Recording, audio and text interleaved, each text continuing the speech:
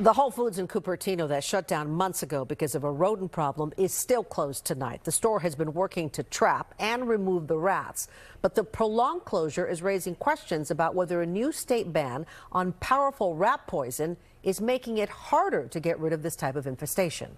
Investigative reporter Hilda Gutierrez joins us now with more. Hilda.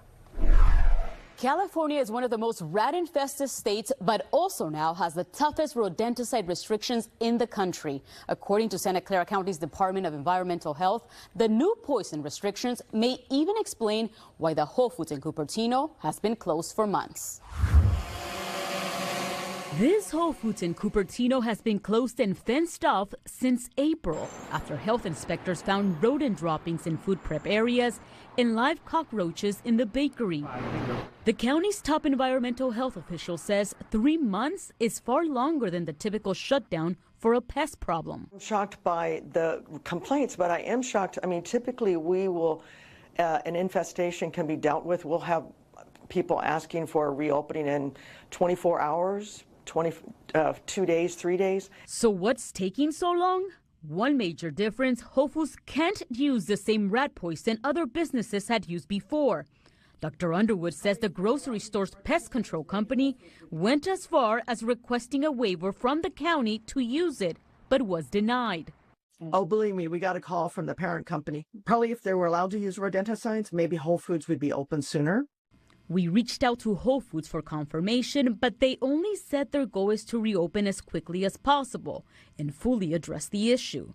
This includes their ongoing maintenance and repairs. California's new Poison-Free Wildlife Act bans blood-thinning rodenticides with limited exceptions for public health, water protection, or agriculture. The law was passed to protect wild animals like mountain lions that consume the poison animals. A 2023 state report found toxins in 90% of tested pumas. Some of these rat poisons can cause wildlife to behave abnormally and strangely. Jonathan Evans with the Center for Biological Diversity has helped pass 3 bills limiting toxic rodent control, arguing that poisoning predators disrupts the ecosystem and could actually make the rot problem worse. There are some wildlife species like barn owls that eat up to 5 mice a night. So if we're poisoning these upper level predators, we're really harming our own best approach for rodent control.